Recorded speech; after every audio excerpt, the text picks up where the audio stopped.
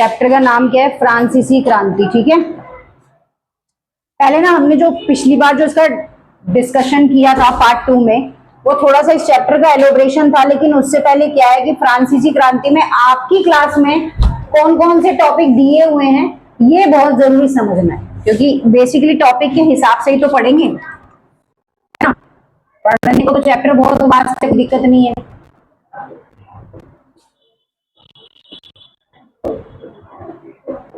फ्रांसीसी क्रांति, अब इसमें जो टॉपिक दे रखे हैं सबसे पहले वो देख लेते हैं।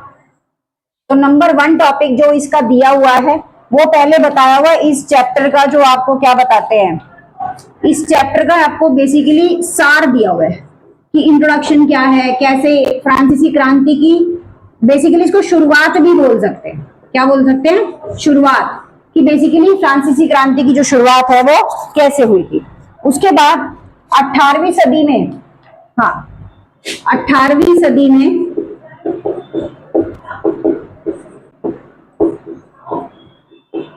फ्रांसीसी क्रांति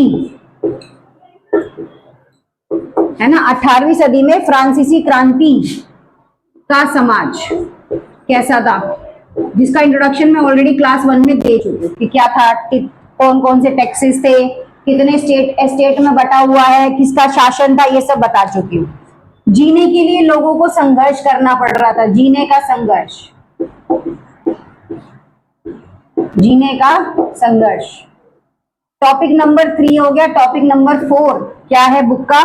बुक के अंदर टॉपिक है मध्यम वर्ग, मध्यम वर्ग में उभार, मध्यम वर्ग का उदय कह लो। चलो, मध्यम वर्ग का क्या हो रहा था? उदय हो रहा था। ठीक है, उसके बाद अगर मैं बात करूं नेक्स्ट टॉपिक की, तो वो है आती है, वो है, देखो ये जो सारा कुछ है ये एक ही टॉपिक का पार्ट है। अगर बोलूं टॉपिक नंबर 1 क्या है, ये टॉपिक नंबर 1 उसी के सब पार्ट है। ये क्या है? ये सब पार्ट है। अब उसके बाद शुरू करते हैं टॉपिक नंबर 2। टॉपिक नंबर 2 क्या है? क्रांति की शुरुआत। क्या है टॉपिक नंबर 2? क्रांति की शुरुआत, कि क्रांति की शुरुआत कैसे हुई थी, ये है टॉपिक नंबर 2।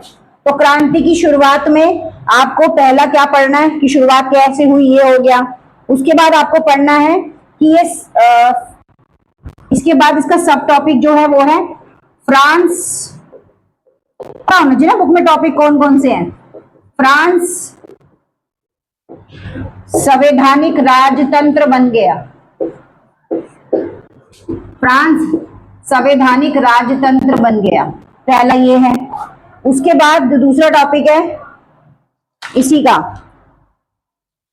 बस इसका यही सब टॉपिक है।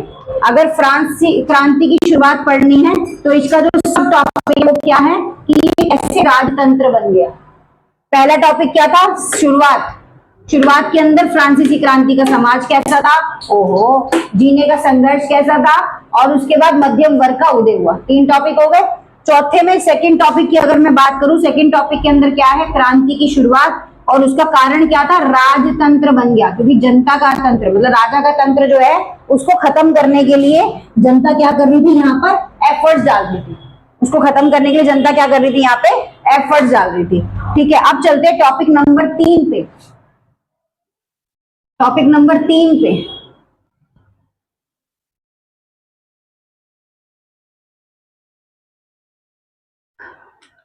टॉपिक नंबर 3 किसकी बात करता है?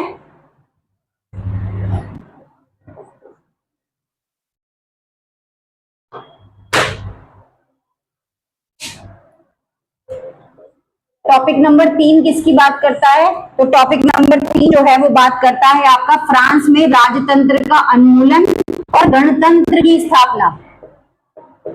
राजतंत्र का उन्मूलन मतलब कि क्या? विनाश खत्म, कहानी खत्म, और गणतंत्र का विकास, और गणतंत्र का विकास, ये चीज। ठीक, उसके बाद अगर मैं बात करूं, उसके बाद मैं बात करूं इसी का सब टॉपिक है, इसी का सब टॉपिक है आतंकराज। क्या टॉपिक है? आतंकराज। इसके बाद नेक्स्ट जो है इसी का सब टॉपिक है क्या, डिटेक्टरी शासित फ्रांस, डिटेक्टरशिप थी वहां पे, उसका था। डिटेक्टरशिप क्या होती है इसको समझेंगे। एक व्यक्ति सबको बताता था, ऑर्डर चलाता था, ये सब चीजें हैं। टॉपिक नंबर 3,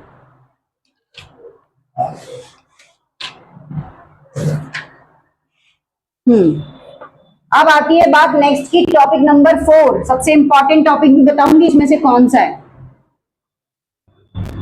इसमें जो है टॉपिक नंबर 4, टॉपिक नंबर 4 क्या है, टॉपिक नंबर 4 है क्या महिलाएं, क्या महिलाएं, क्या महिलाओं के लिए भी क्रांति हुई, टॉपिक नंबर 4। उसके बाद इसका आता है नेक्स्ट टॉपिक, टॉपिक नंबर 5। इसके बीच में कोई सब टॉपिक है नहीं, इसके बीच में कोई सब टॉपिक नहीं है। इसके बाद टॉपिक नंबर 5 क्या बोलता है, दास प्रथा का उन्मूलन, मतलब दास प्रथा भी क्या हो गई, खत्म हो गई, दास प्रथा का उन्मूलन।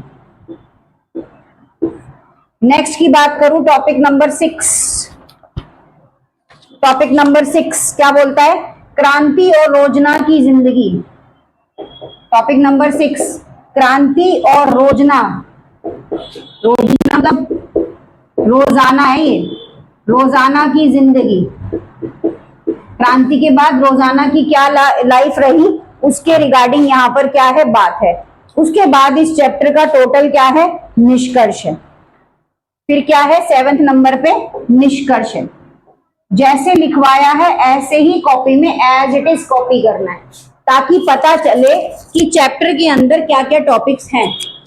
आ रही है समझ, वरना यही नहीं पता होगा कि चैप्टर के अंदर टॉपिक क्या क्या है।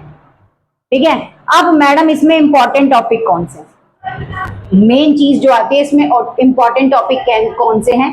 तो टॉपिक नंबर 4 इंपॉर्टेंट टॉपिक बताते हैं आपको, जो एग्जाम में सबसे ज्यादा क्वेश्चन बनाने के लिए पेपर में देखे जाते हैं।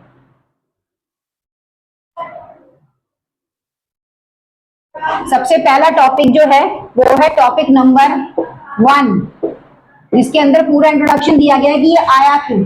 उसके बाद है टॉपिक नंबर 4 जो स्त्रियों की बात करता है, वही था ना टॉपिक नंबर 4 की 5 था 4।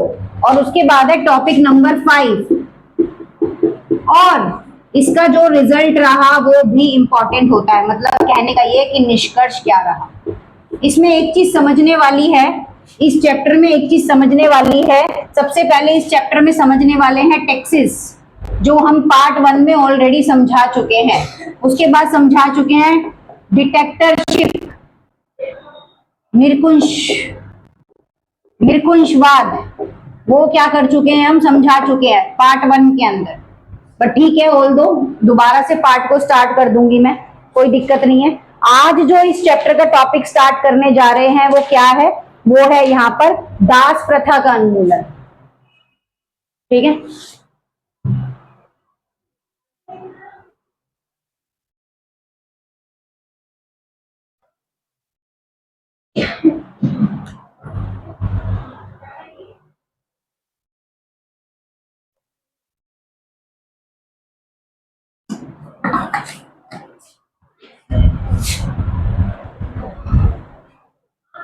टॉपिक का नाम क्या है, दास प्रथा का उन्मूलन। पहले इसके जो इंपॉर्टेंट पॉइंट्स हैं वो लिखवा देते हैं। ठीक है, क्या है दास प्रथा का उन्मूलन, टॉपिक का नाम, टॉपिक का नाम क्या है, दास प्रथा का उन्मूलन, दास प्रथा का उन्मूलन, ये टॉपिक का नाम। अब मैडम दास प्रथा क्या होती है, दास माने सिंपल भाषा में बोला जाए तो बंदी। क्या है, बंदी, बंदी वो वाली बंदी नहीं, अच्छा चलो ठीक है, बंदी, बंदी, बंदी, धा धा नॉट बंदी, इट्स कॉल्ड बंदी।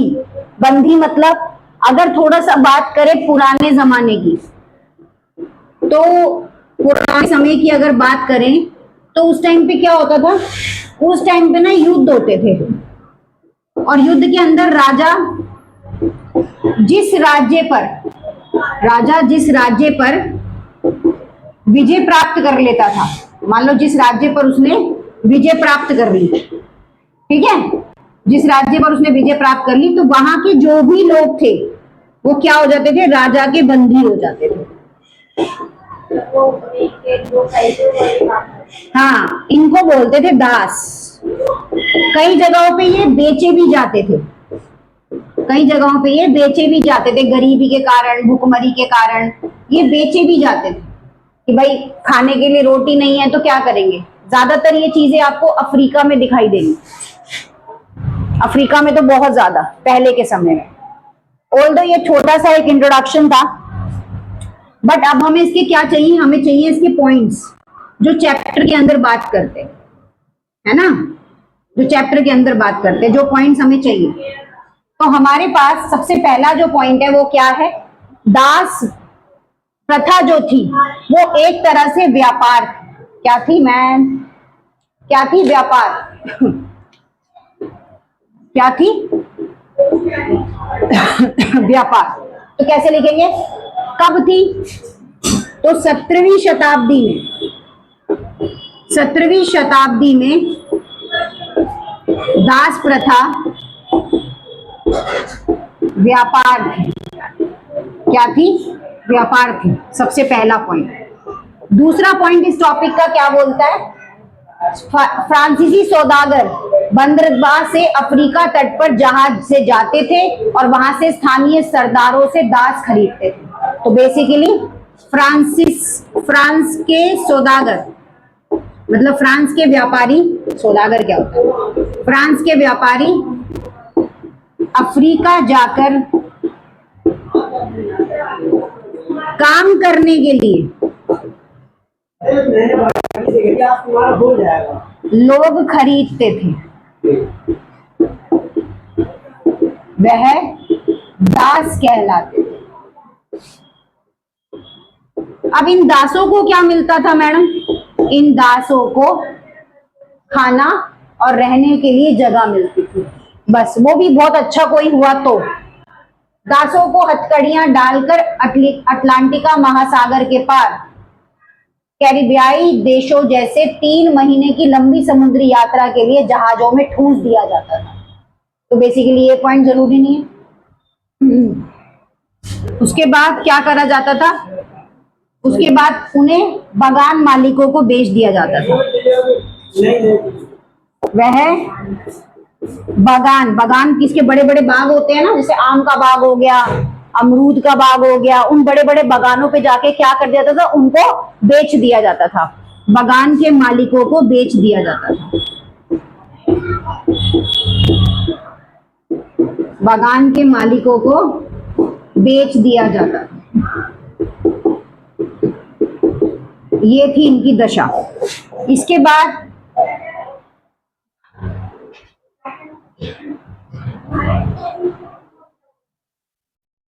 फिर क्या हुआ, 18वीं सदी में, 18वीं सदी में फ्रांस की क्रांति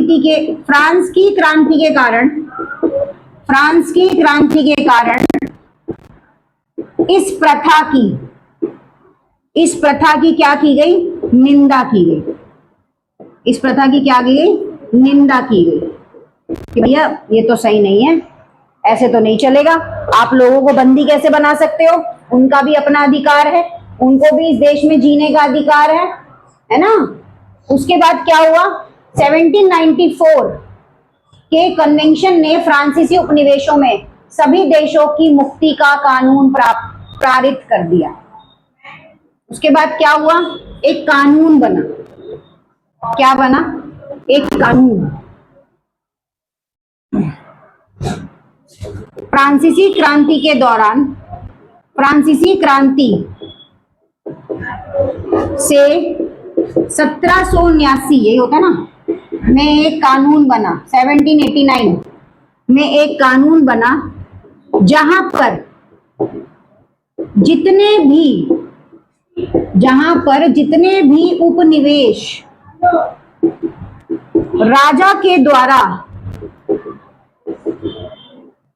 अपने अंतर्गत कर रखे थे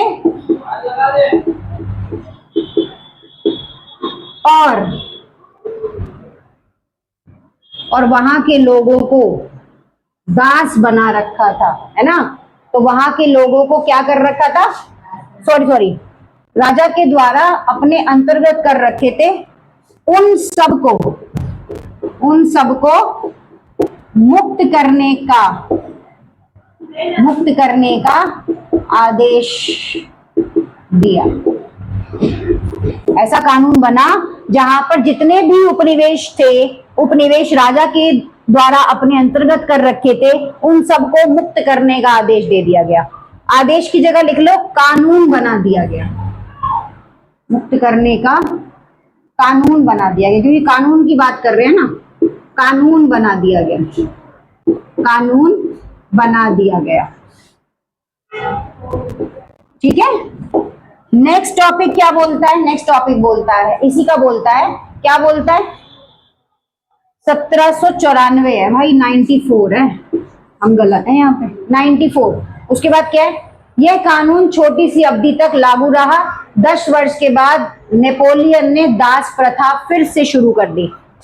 यह कानून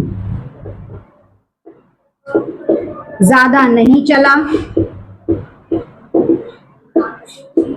तथा नेपोलियन ने पुनः 10 वर्ष के बाद फिर से 10 वर्ष के बाद दास प्रथा शुरू कर दी। दास प्रथा शुरू कर दी। उसके बाद अगर मैं नेक्स्ट बात करूं, फ्रांसीसी उपनिवेशों से अंतिम रूप से दास प्रथा का उन्मूलन 1848 में हुआ। अगर मैं बोलूं कि फ्रांसीसी क्रांति में दास प्रथा का पतन कब हुआ, हाँ, अब मैं बोलूं कि अगर दास प्रथा का उन्मूलन मतलब कि पूर्णतया इसका खत्म हो जाना का उन्मूलन 18 कब हुआ, 1848 में हुआ। ये तो थे इस टॉपिक के कुछ इंपॉर्टेंट पॉइंट्स।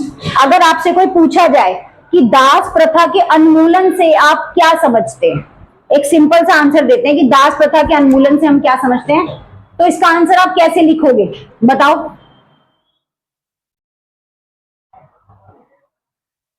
बताओ ना, दास प्रथा के उन्मूलन से आप क्या समझते हैं। अगर ऐसा करके एक क्वेश्चन आ गया, इसी का एक क्वेश्चन आ गया आपका टॉपिक का कि दास प्रथा के उन्मूलन से आप क्या समझते हैं, तो इतने सारे टॉपिक लिखवाए तो क्या आप आंसर लिख सकते हो। क्वेश्चन है,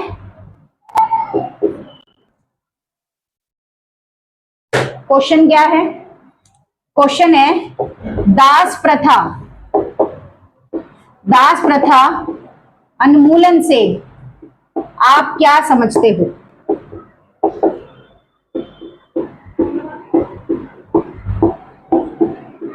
तो दास प्रथा उन्मूलन से क्या समझते हो, तो इसका आंसर कैसे लिखोगे।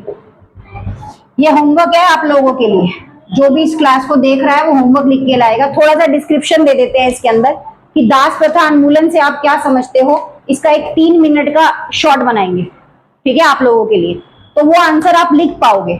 ठीक है, तो आज के लिए एक टॉपिक हो गया, बाकी टॉपिक्स कल की क्लास में कर लेंगे। हिस्ट्री कल भी तो एसएसटी है, ठीक है, तो कल के टॉपिक में इस हिस्ट्री के चैप्टर को जो क्लास को खत्म कर देंगे। Okay, please like subscribe my channel ताकि आने वाले रेलिवेंट वीडियोस जो है वो आपको मिलते रहे। Thank you. समझ आया तुम लोगों को टॉपिक ये?